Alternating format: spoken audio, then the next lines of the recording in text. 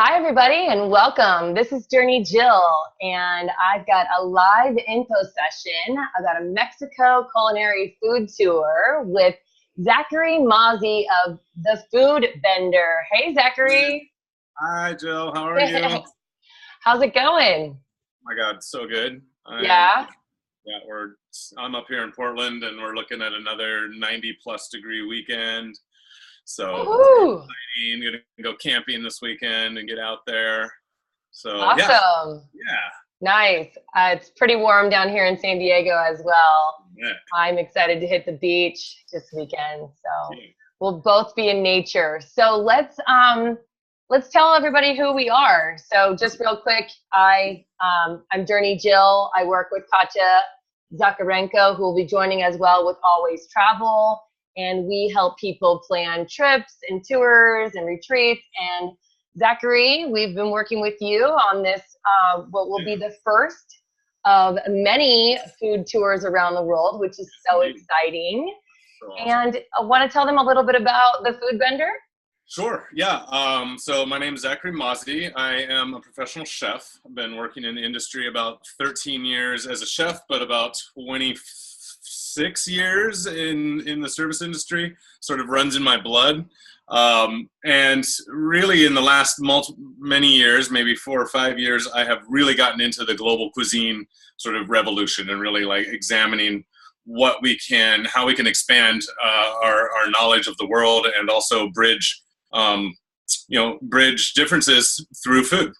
And so when, you reach people in a restaurant, you can reach a certain number of people, but traveling the world and getting out there, it just feels like that's sort of what the Food Bender is doing, is bending our concepts around what food is and what food can do to bring us into the future of a united globe. Yeah, I love that. Right. I love that vision so much. That's why we're so aligned. Yes, ma'am. So why Mexico? I know that you had gone there last year and you spoke about it just lighting you up, but can you just kind of drop in and let everybody know like what it was that just left that lasting impression on you? Well, it's multifaceted. Opportunity? Well, I'd say it's multifaceted. I actually went twice last year. And I went to the same places that I'm actually leading the tour this year. And what motivated me to go was watching a chef's table about the restaurant Pujol, which is in Mexico City. And I had started making moles, and I will say that it was not for nothing. It was sort of with all the negative press that Mexico is getting due to the current political landscape and building the wall. I wanted to, for myself, get down there and see what was going on. I had met a couple people at the Envision Festival in Costa Rica that invited me to come visit them, and it seemed like an opportune time to revisit those friendships and to see what was going on and to take a little trip for my birthday. So I did that, and oh my God, Mexico City is like Paris 4 hours away. I mean, it's right there. So part of it was accessibility. Price is amazing, obviously. It's incredibly affordable. And I'm talking about like a 3-star Michelin restaurant meal that here would be $400 a person is $90 a person there. So it's not just as accessible, it's accessible on a level that you might not actually be able to even get in the United States without really dropping some serious loot. So that lit me up. And then every meal we had was amazing, from the street vendors to, just wandering into a random restaurant, and it was like, oh my God, it's so modern and chic, and everything is like dialed. And I mean, it was, the part of Mexico City we were in was like super hipster, it was like shaved heads and beards and dogs off leash. So it was like, whoa, all right. Wow, that's so cool. Yeah. Oh my gosh. Awesome. Yeah. So what is it that you think is like drawing all these super talented chefs and restaurants and whatnot to it? Just like the fact that it is essentially like a Paris in Mexico? I'm not sure that it's actually drawing chefs to it other than people that like myself that are going to see what's happening. I think it's coming from within. Okay, that's even better. Oaxaca has been known as a long time as the source of, as one of the most culinarily diverse areas. Oaxaca's in is south of Mexico City on the coast. But Oaxaca is the home of chocolate and corn, magic mushrooms, actually. And that's why there's the conscious community mecca down there. There's a lot happening. And I mean, the chocolate and corn, how ubiquitous are those? Right? Yeah. And chocolate, corn, and chilies are basically almost what defines Mexican food. And that all of that came out of Oaxaca is just fascinating. But I think what's really drawing people is that, for example, we had a meal in San Miguel, and the chef came out with, it was basically a taco, but he said everything on this plate has been eaten in this area for 10,000 years. And he went on to proceed to talk about each of the ingredients. But I mean, where else in the world are we finding a cuisine that's being brought into the haute cuisine that has 3-star Michelin restaurants, that has food that's been eaten in the same location for 10,000 years? I mean, there's like this yearning for us to get back to where we come from. And I think Mexico is providing like the ultimate bridge, and it's right there. Amazing. Oh my gosh. So you were telling me a little bit earlier about what the latest in the cuisine is and what they're mixing in. You want to speak into that? Yeah, well, going into traditions, and I think politically this has a lot to do with where we are on the globe. What we're seeing is sort of environmental degradation because of our demands for protein or the way our farming practices are. And the Aztecs had the largest civilization at the time when they were in the height of their civilization, not to mention the Mayans before them.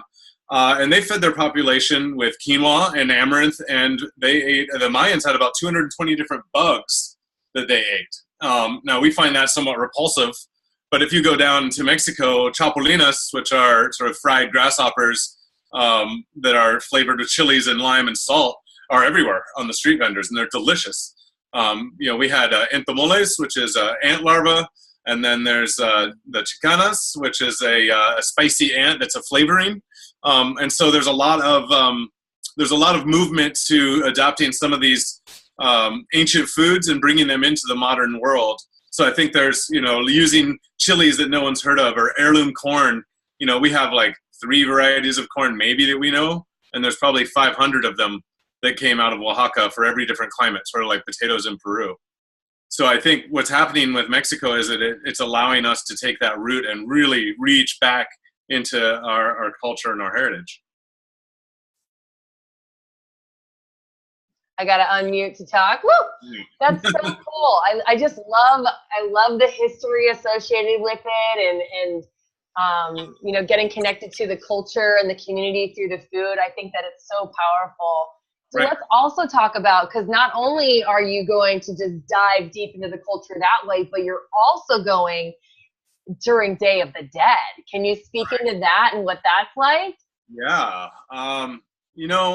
I think that, and maybe it's, we're not that far from it here, but food is so intrinsically tied with culture that when you get to a place that honors the culture and honors the culture through food, you really see that these traditions that exist are to connect to that deeper source, that kind of that soul level of where people need to be. And honoring the past is you missing out if you're not honoring the dead. And so what Day of the Dead really is a way to bridge that connection to the people that are still here in the land of the living to those who have passed on to the land of the dead. So Day of the Dead in Mexico is a huge celebration, and it's the day after Halloween. Halloween is the hallowed evening, abbreviated, before the Day of the Dead. And Day of the Dead is celebrated on November 1st and also on November 2nd. There's some celebrations. And then it happens that last year and this year, it's right in the middle of the week. So a weekend sandwich. So it's like this huge party that lasts for almost 10 days with festivities and all kinds of, every bake shop, every restaurant, every doorway, everywhere is celebrating for basically to honor the dead and to remember those who have gone before, which I think is kind of a taboo subject in our culture a little bit. We don't really talk about death openly, and there it's a celebration. That's awesome. Okay, Katya just joined us. Let's see. All right. Hey, girl. All right. She's getting dialed in. I think we can hear you, but maybe you can't hear us. I think that's it. Okay, so let's talk a little bit about like the overview of the trip and the way that you curated it. I know folks will be flying into Mexico City, and then you'll be traveling over to San Miguel de Allende, and then back to Mexico City, and so much in between. Should we talk about a little bit about like how you curated the itinerary and why? Yeah, I mean, a good part of it is that I'm following the same path that I took a little bit because of the people that I met. I met some chefs. There's restaurants that we're going to get some special treatment at just because I've gotten to know the chefs that are there. But Mexico City, as I mentioned early on, is so cosmopolitan, and the Museum of Anthropology there, it's hard to even walk it in a single day. It's so big. They have literally side sections of temples and pyramids, and they go into maybe not every, but they go into a large majority of the cultures that have occupied various parts of Mexico, and really gives this gravity, sort of this, that pulls you into really understanding how entwined the history is. And so starting in Mexico City gives people a really good way to connect with the depths. Mexico City is also where Teotihuacan, the Aztec capital, was located. Is actually where Mexico City is now. So it's been one of the largest, most populated cities in the world since for the last almost 1,000 years. And so really connecting on that and being able to visit the Pyramid of the Sun, which is just outside of the city, which is to this date the largest pyramid on Earth. It's going to be a really cool visit, right? The scavenger hunt. Katya, do you want to speak into that? I know you were the one that found that. Yeah, can you hear me? Is my audio? Yeah, okay, we can hear you. Excellent. So I'm joining a little bit late, but and if you want to just do a quick intro, just whatever. I mean, I kind of already introduced you, but feel free as well. Excellent. So Katya, I am Jill's business partner in our travel undertaking and with Always Travel as well. So very excited about this trip. We, hope to do a lot more. And yes, this tour to the pyramids is going to be in a scavenger hunt format. So the people that are running it are incredible. They are very well versed in the history and culture, and will give, definitely the story behind the stones. Sometimes you go to a site and you can get in touch with the stones just by being there and feeling the grandeur of it. But then having somebody tell you a story in, a very entertaining way is really great. And here you'll be able to connect with it firsthand by actually playing, a little bit of a fun detective game where you just get to walk around and look for clues and really figure out, from the ground up what that city was all about, what made it tick, what was the downfall of what were the things that were thriving. So yeah, that's something that is going to be part of the tour on the 29th. So something we're really excited about. Yeah. Woohoo. Okay, cool. So okay, let's go back to after the pyramid, then cruising over to San Miguel, to the museum. I did want to mention too that being a cosmopolitan city, Mexico City right now, actually the Calistoga top 50 restaurants in the world just came out for 2018, and the restaurant Pujol that I mentioned earlier and another restaurant Quintanel have moved up from 22nd and 20th as the best restaurants in the world to 13th and 11th respectively. And so Quintanel is one of the destination restaurants that we're going to. It's included in the trip, the dinner there. And this is one of those places that's bringing older Mexican cuisine and cultural Mexican cuisine into the haute cuisine. This is a 3-star restaurant, and almost in the top 10 of the best restaurants on the planet. So part of going is not only to experience the food at the street level, but actually to experience really what's happening in haute cuisine from the perspective of Mexico. So that's we find that in Mexico City. And I always hear about the availability of fresh ingredients in Mexico that is unlike anywhere else. Can you speak to that? The markets and just the connectivity of people to food, I think has allowed for that to really be a pervasive sort of a pervasive cultural thing that hasn't gone away. And what you'll find is that, well, for example, my friend has opened a place called Corn Lab. And Corn Lab is a modern steel and lava rock kitchen that looking to start sourcing corn from small growers and turning it into masa and then distributing it to the street vendors so that they can bring back the heirloom corn that's done on small levels. So instead of coming from a massive factory, it's actually allowing people to go back to being like just farming on 1 acre or just farming in this one particular zone that allows for this type of corn to grow. And so make it healthy too, right? Well, and it's healthy. You know, we talk about nutritionally, but we're talking about health of a culture and health of a society and the ecosystem. And I think that returning to a sort of a decentralized model of food is really the only way that we can move forward, you know, and then part of that is the seasonal ingredients and, you know, being a little closer to the equator, the seasons are not as abrupt. And so there's sort of, there's availability of ingredients throughout the year as well. Awesome. Yeah, that's incredible. I also, I have a fascination with Mexico City, and it seems like also there's a lot of young, vibrant culture that's happening there. You know, like the cities also, you know, kind of investing in more public spaces, also, you know, and also everywhere from street food to fine dining. So that's always been fascinating to me, the spectrum. And well, so I mentioned before you got on that I have a friend in Mexico City, Elias, and Elias is actually deeply connected with the transformation of Mexico City and bringing it forward into the green spaces.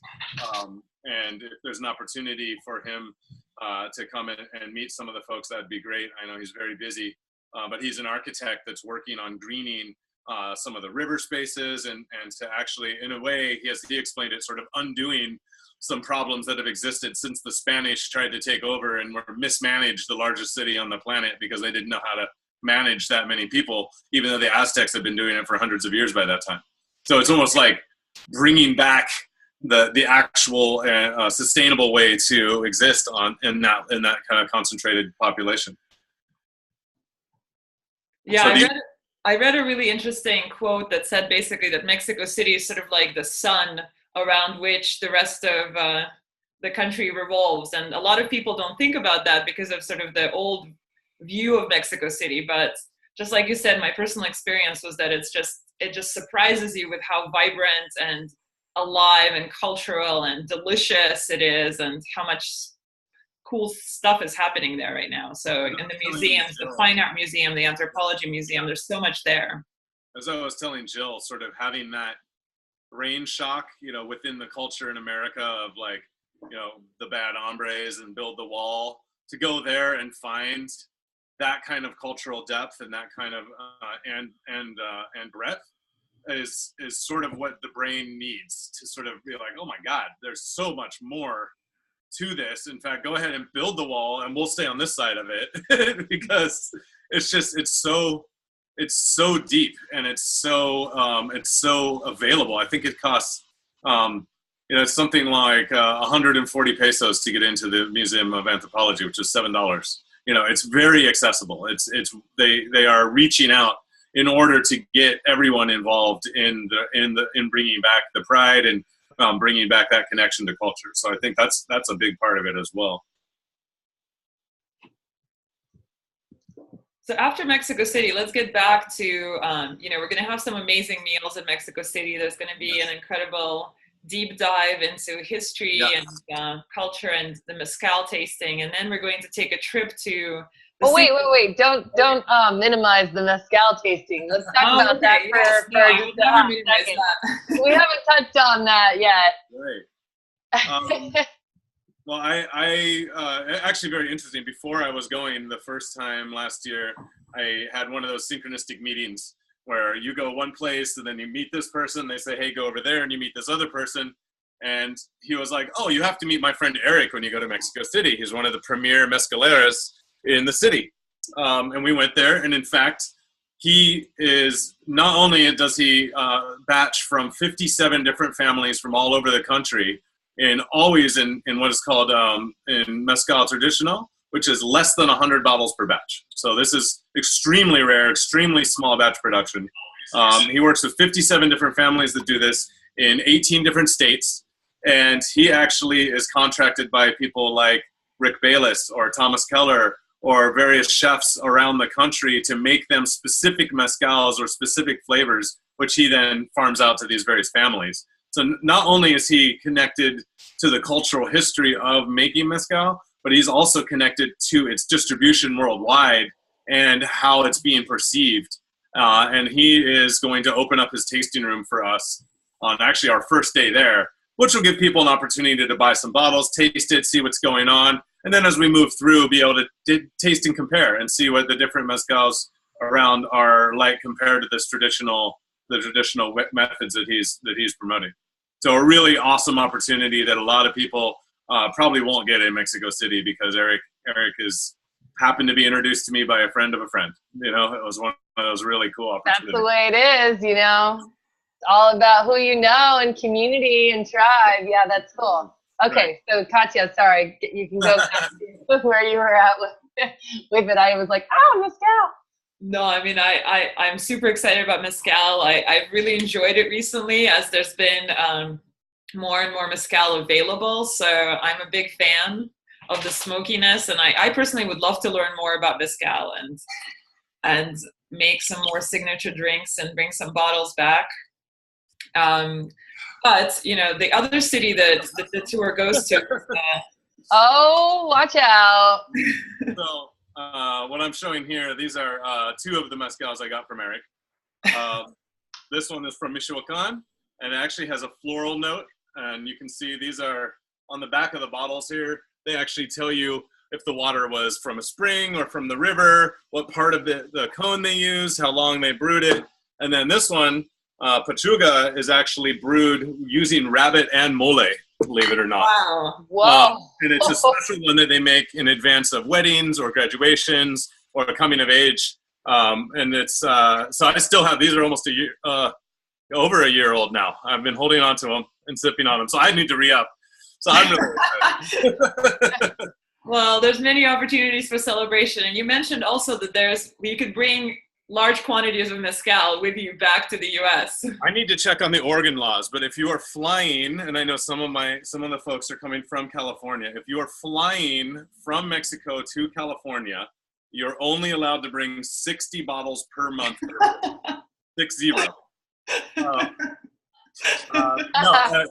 Coming into Texas, apparently you can only bring 2. So California has some pretty lax laws. But yeah, you can. So what was recommended was I actually bought myself a hard case and wrapped in clothes and various things. I could bring 10 bottles back with me. And Customs was like, oh, what do you got? And I was like, mezcal. He's like, great, have fun. I was like, no issue at all. They love that. So I do recommend that for people coming. If you want to bring mezcal back at a fraction of the cost that you pay, bring an extra hard case. The Airbnb that we're staying at in Mexico City on both ends of the trip has said that we can store things there. And so we can, if people want to do any gifts shopping or anything in Mexico City, there is a place for us to leave our things while we travel up to San Miguel, and come back and grab it on the way out. So pretty awesome. That's totally cool. So then it'll be, we've got some transportation arranged to cruise over to San Miguel de Allende. And you want to speak about that? Oh man. City a little bit? I know it's super happening. Every time I've gone to San Miguel, and I guess it's been twice now, I have tried to figure out a way that I never have to leave. You're not alone, I hear. It is so fascinating. I would encourage everyone to get online and look at the history of it. It actually was almost a ghost town after the Spanish flu. There was a massive exodus, and it was rediscovered by sort of the artist community. And then there was an art institute that was opened there. And after the GI Bill of World War II, in order to stretch the money that the GIs got coming home, they went to Mexico. And so San Miguel became, what they say, expat, if you will. I like calling them white immigrants because I don't think expat is fair. But it's a white immigrant town, and it's about 10% of the population is white immigrant. But then it is also a UNESCO heritage site. It's an old Spanish town. There are no streetlights or stoplights, and it's all cobblestone. And it's just walls and these ornate doors. It's just one of the most gorgeous places I've ever been. And you never know what's behind the walls. Like sometimes a door will be open and behind it is the most modern glass-fronted, like neo-architecture thing. And sometimes it's open and it looks like something from Game of Thrones with cascading flowers rolling down over these archways and brilliant colors. And sometimes it's a car lot. You know, you really have no idea what's behind the doors. So there's sort of it's almost like you're always on a scavenger hunt in San Miguel because you never know what you're going to find. The art scene is burgeoning. The food scene is burgeoning. The party scene is burgeoning. And while we're there, because it's Day of the Dead, some of the folks that I know there are throwing an in-town festival that includes something they call Dead Talks, kind of like TED Talks, but speaking on death. There's VIP events. There's special dinners. It's so involved. And in sort of similar to Burning Man, you can't do it all. There's just so much going on. But you'll be tapping into a lot of that stuff, right? And we're staying in a 450-year-old house in the middle of town. Like it's literally like blocks away from rooftop DJ parties and traditional mariachi bands playing under the old cathedrals. I mean, it's so special. As you can see, I'm very excited. Yeah. I think I would. That's so amazing. I think I would go tour or not. You know, it's like that's where I want to be every Halloween for the rest of my life. It's awesome. I mean, I'm always looking for interesting things to do for Halloween, and obviously Day of the Dead has been such a event, especially in California. You know, we have a lot of Day of the Dead events, but going to Mexico is just a whole other level. And I think you already touched on some of the rituals that are going to be in addition to some of the more modern, I guess, events and you know, the Dead Talks. You know, there's a lot of ritual associated, right, in terms of paying respects to. One thing I said that I would love to see, we won't be able to do it on this trip, but the marigolds are the flower of the Day of the Dead, and they have every single doorway is lined with marigolds. I mean, just there are entire like altars built of marigolds. There's people that basically grind the marigold flowers and lay those out and use those for pigments. And I want to see the fields that these are grown in maybe the couple weeks before Day of the Dead. It must be one of the most incredible sights just to see just orange as far as the eye can see. So there's flowers everywhere. There's tissue paper of every color. There's flags hanging all over the streets. There's people dressed in the skeletons, the la calacas, the mariachis. There's just so much celebration, and it's from the smallest little kid to the most elderly elder, and everybody is there together, celebrating the culture, celebrating the ones who have passed on. And there's performances by the children. There's performances, break dancers. There's, I mean, just about everything you can imagine, from traditional cultural heritage performances to modern dance performance. Everything is there. It's so exciting. Not to mention special meals. Yeah, I was gonna say, and some really good food. Oh yeah, absolutely. There's like price fixed meals that are offered by a number of the restaurants throughout the week that we're going to be going to as well. It's just such an amazing time to be there. So it would not surprise me if a lot of the folks that came on the tour leave with best friends as well, and a very good reason to go back, because the people are just so open and wonderful.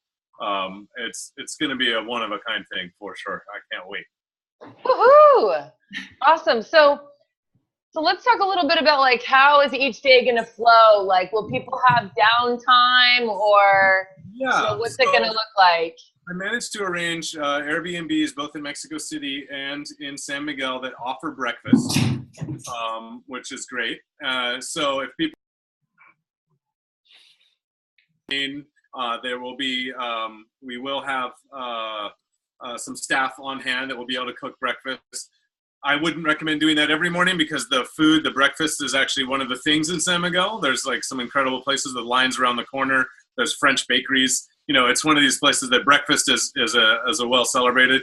During the day in San Miguel, we have a lot of downtime. Actually, we're doing two of the 4 dinners will be in San Miguel. We're there 4 nights, but daytime is sort of I really wanted to leave it open. There's so much to explore. Like I said, yeah. So there's no shortage of opportunities, but people can kind of choose what they're most interested in and cruise over and check that out. Yeah, I mean, pretty much the only things that we're definitely going to be doing together as a group in San Miguel are the dinners themselves. I mean, I will recommend that people come with me to the various places, but if someone meets somebody and wants to go off and do a thing, absolutely. There also are opportunities within San Miguel to take tours outside of San Miguel to some of the other towns that are around. There's a ghost town called Minerales das Plosas. It's an old mining town, really interesting place if you're into rocks and crystals. They have it very cheap, and they're everywhere. There's the town of Guanajuato I haven't been to yet, but I'm told, like San Miguel, has equal mysteries and 300-year-old hotels and really cool things. So San Miguel is sort of like you were saying, Mexico City is the sun around which the country evolves. San Miguel is sort of the sun of the state of Guanajuato, which is about 7,500 feet up. It's sort of like the Santa Fe of Mexico, if you will. It's full of art and full of amazing shops, and as I am excited into food. There's markets there, and when I say markets, you'll find local kombucherias as well as and it's as hip and young and happening. The DJs are thriving there. It's just a really cool. It's gonna be mind blowing, to say the least. Yeah, awesome.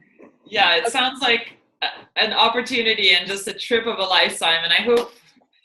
I mean, so what's? I think we've discussed the flow now. It sounds incredible. I mean, there's art, right? We'll be able to. I personally like to buy some interesting art pieces. So San Miguel is really great for that.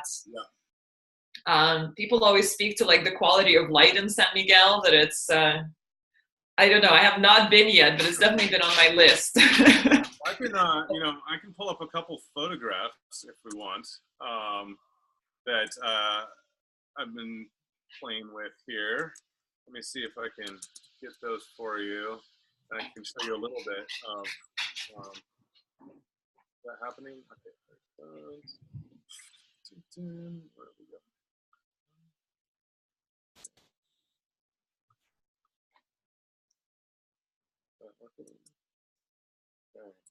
Okay. Yep, we can see your screen now. Okay. Well, let's go back to the beginning here.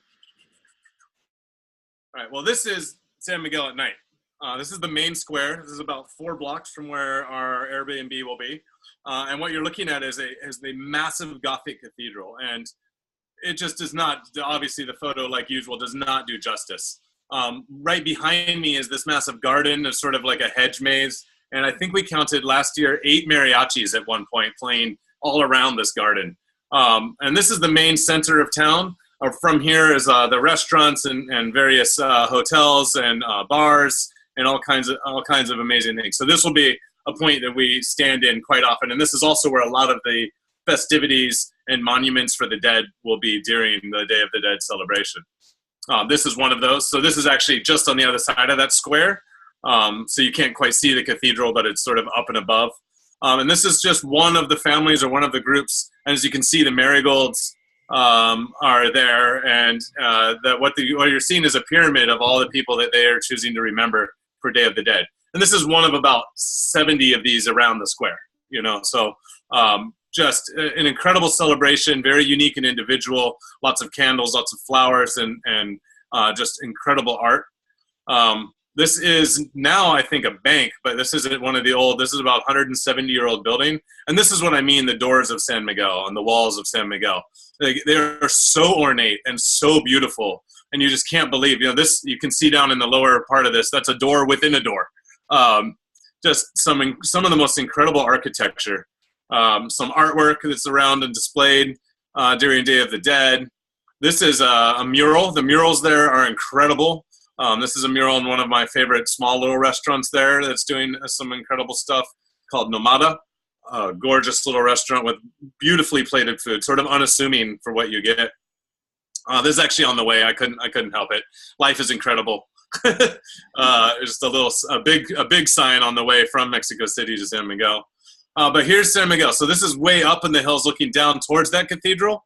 And this is like every single street is cobblestones and these walls and these windows and old architecture and endless surprises. As you can see, you can't get two cars up the roads at once. A lot of walking to be done there, but you can see sort of how the city is oriented. You know, it's got some hillsides as well, and then just walls and doors and incredible views all around. This is one of the cathedrals, and this is a performance art that's happening for Day of the Dead.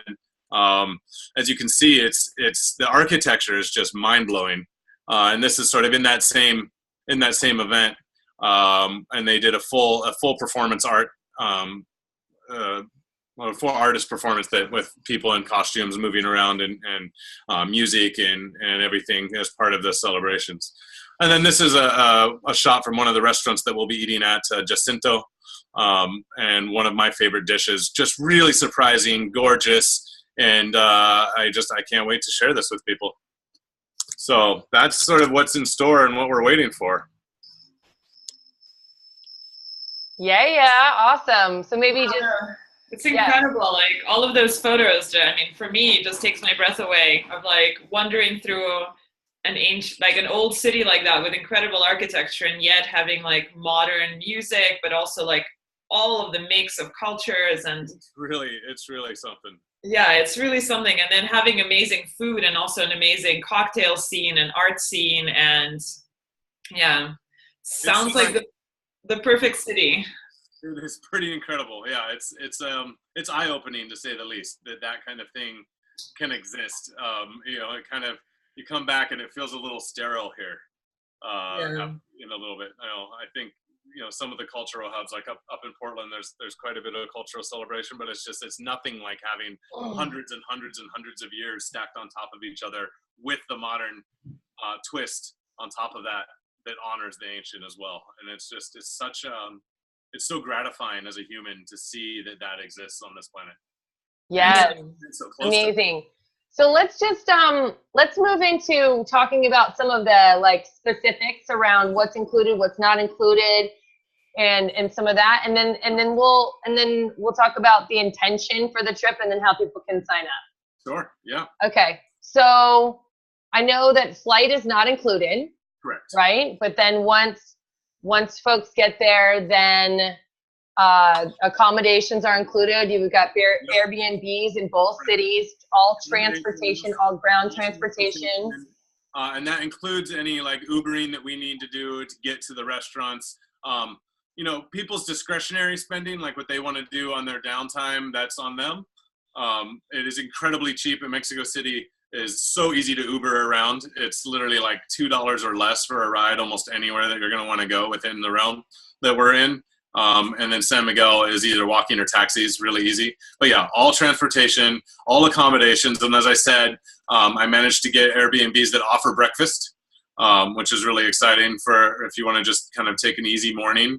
And then the focus for me is to go out and have 4 really amazing dinners, like really incredible dinners that here might cost $400 a person, but because it's Mexico are incredibly affordable, and yet don't skimp that, like the picture I showed you on the wow factor.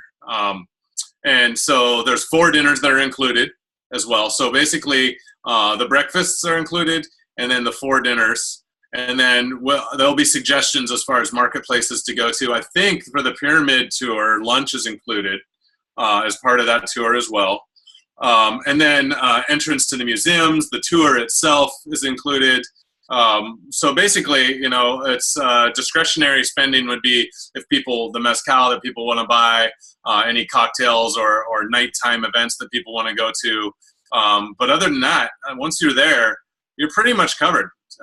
There's, you know, the lunchtime is, you're going to want to explore on your own and find what's out there. And I have recommendations of places we can go. Cool. Okay. And then no visa is required. You just need a passport that's valid for 6 months. Right. And then what's the weather going to be like, and what will people be wearing? San Miguel was warm. It is high desert. So, you know, and then it gets chilly at night. And so probably in the 70-degree range, into the 80-degree range. Mexico City, it could rain. There's, you know, periodic thunderstorms. You're in the mountains, So sometimes thunderstorms will grow at the end of the day, maybe a little splatter of rain, but it is also the desert. And people will be wearing costumes. I mean, it is fancy, it is expressive, lots of color. And you may want to come and purchase clothes once you get there, because one, it's affordable, and two, the clothes are just so fantastic. So, you know, for some of the restaurants, I would encourage people to bring a good set of clothes for dressing out, especially Quintanel. This is, you know, one of the best restaurants on the planet. So I would suggest bringing that, and then bring comfortable summer gear. You may want a Camelback. You're definitely going to want a water bottle with you. And, you know, I know a lot of people talk about crime in Mexico City. So if you're nervous about that, I suggest a money belt. You know, I don't feel personally that that's a threat to me.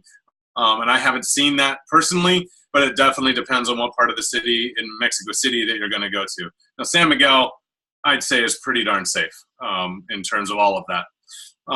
So as far as clothing goes, it's like comfortable clothes, really good walking shoes. Those cobblestones are a pain on the feet.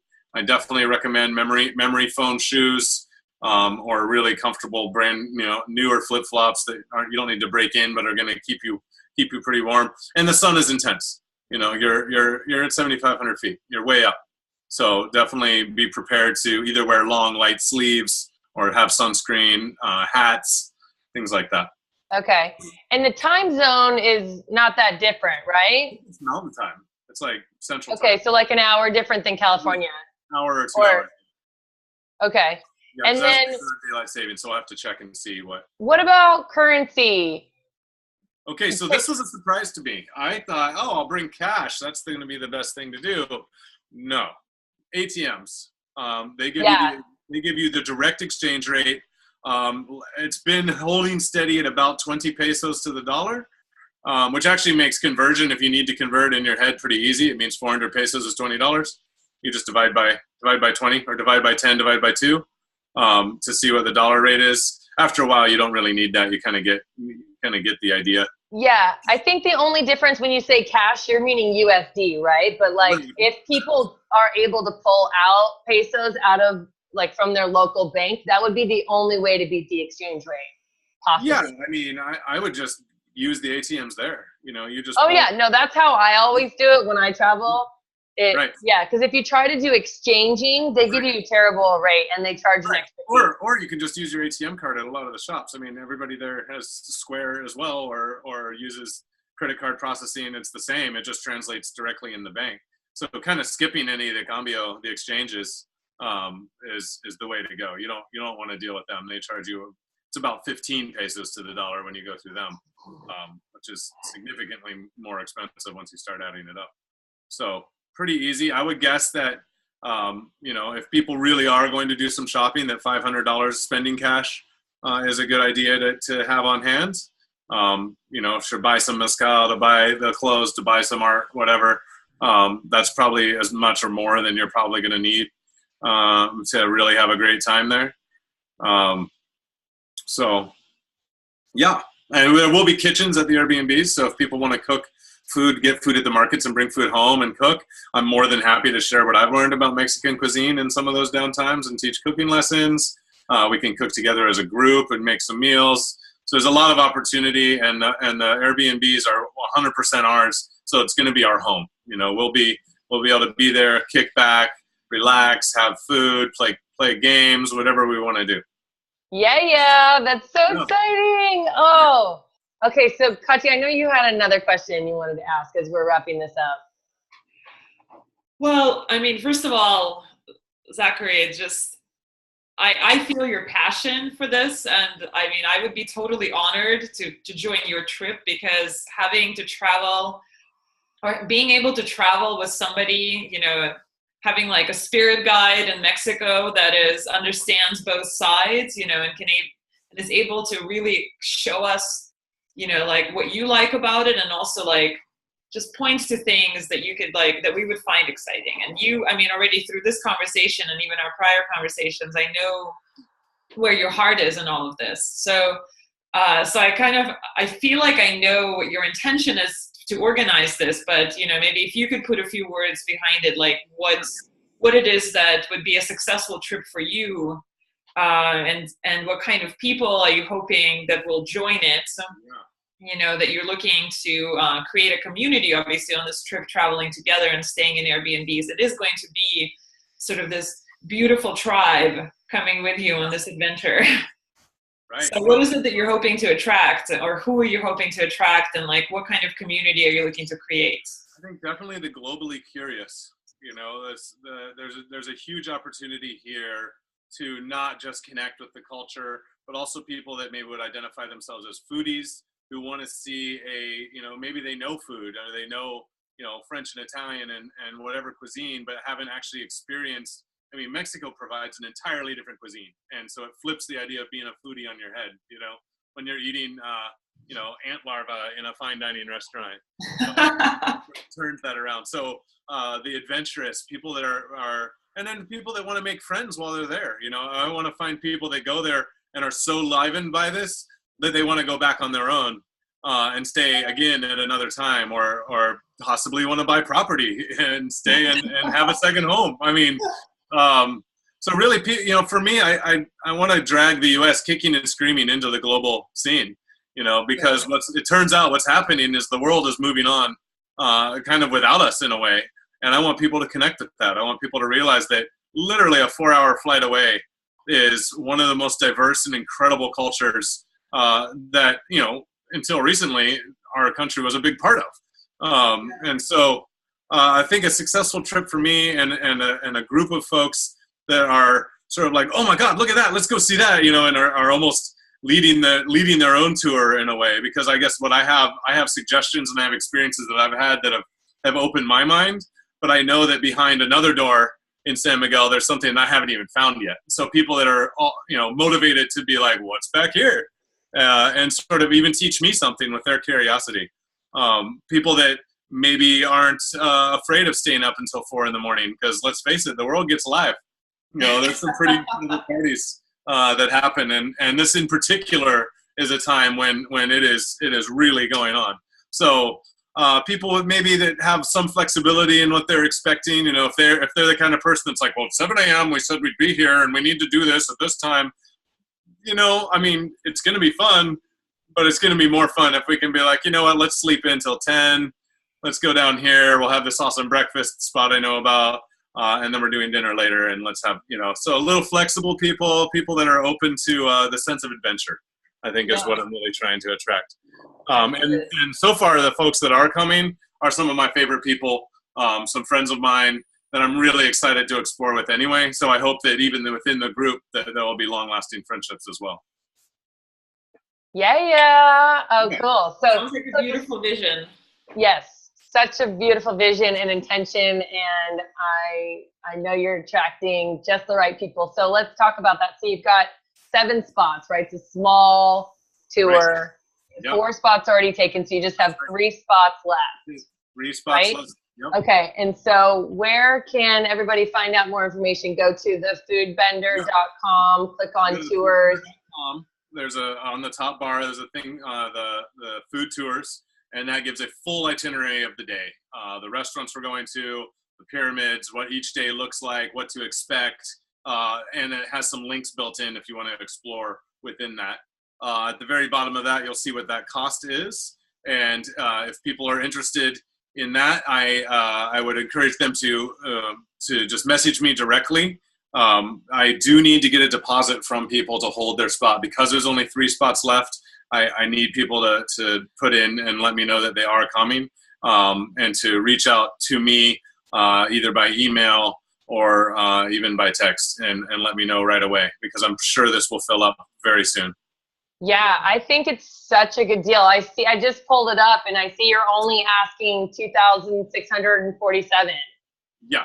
I feel like for everything that's included in the whole experience, that sounds like a really good deal. Yeah, you know, and just the curated adventure and the restaurants that you've picked, and yeah. So going beyond that, if somebody's timing is, I just you know, to give people a vision for the future, because now, you know, people could be like, or I'm very much like, oh, well, I want to know what Zachary's doing next. Yeah, right. You know, like, you know, Day of the Dead is amazing, and you know, there's only 3 spots left, so people jump on this. It's going to be an incredible adventure. But what is the vision going forward in terms of I mean, you mentioned early on that this is the first of a number of tours, and I'm very lucky to be dating a beautiful woman from Uruguay right now. So we're going to be going to explore Uruguay, Argentina, and Brazil as potential spots for food tours that are coming in the future.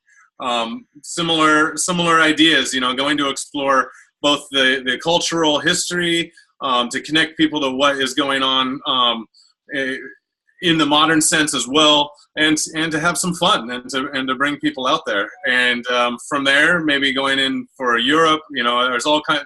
The world is so vast, and I think because of things like the Food Network and Chef's Table, we're beginning to realize that the globe is happening, and there's a lot of places to explore, and there's a lot of things to do. So I can't promise any specific locations yet, but South America is likely next as places to go on tours. And there may be other opportunities. We may be offering yoga retreats as well as food retreats, or there may be cultural retreats, or there may be camping and hiking retreats that go along with this. You know, I feel like you know, I'm 40 years young, and the world's not getting any bigger, so I need to get around there and check it out and see what's happening. And bring some great people with you, right? Bring some great people with me. Yeah, absolutely. Amazing. Well, it's just an honor to be partnered with you. I know that Katya and I share this excitement for your vision. We're happy to be helping support it, you know, and bring it and really launch it out into the world, and for all that's yet to come. So I think we're wrapping it up here. I'll put the link so that everybody can see that in the comments. And if anybody's interested and has any more questions, feel free to reach out to any of us. And then on the website, you'll find the spot to be able to contact Zachary directly so that you can get your deposit in as soon as possible. And then anyone watching this, if you know somebody that didn't make it to see this, this will be recorded. So you will be able to watch this video again, fast forward to the boring parts, see the exciting parts, and share it with somebody that you just thought of. They were like, oh my God, my friend Josie has got to go on this tour. Make sure she gets this soon, because those 3 spots are definitely going to fill. Yeah, absolutely. Yeah, I mean, spending Halloween and Day of the Dead in one of the most incredible places right now in the world is just blowing my mind. So, and maybe this is going to happen next year again, but maybe not. So definitely something to look forward to. Yeah. So yeah, I imagine it will happen again next year. But I wouldn't count on that if that's making your decision on whether to go this year or not. No, absolutely. And I just wanted to quickly mention to the people, like if somebody doesn't, I mean, flights to Mexico City are really simple, and you know, it's usually straightforward. But if you do require any help with flights, you know, we can definitely, both Jill and I can support you with any kind of travel. Any kind of travel guru consulting, you know, if you're looking at, you know, destinations, or if you just don't have the time to save some time and outsource that. So yeah, that's a good complement to the amazing adventure that Zachary is offering here. So. Absolutely. Right. You guys are awesome. Thank you so much for all of it. Yeah. I mean, well, I share your vision for the world. I feel like we're so privileged to be here, you know, alive right now. And it's just to explore it and to be able to see it, so that all the senses, you know, we could kind of elevate our own vibrations. And like Jill's mission statement is about, you know, creating more understanding and peace and compassion around the world, you know, and kind of like seeing more similarities and breaking down the walls. Yes, exactly. Instead of building them. So, because that's the world that we want to create and help you create it. And that's why, I mean, that is part of our mission, and that's why we're here. Well, I am so happy to be partnered with you guys. It's been incredible working with you, and I'm so excited for the future. Yeah. Woo-hoo. Awesome. All right. All right, guys. We'll see you in Mexico. Yes. Bye, everybody. Bye.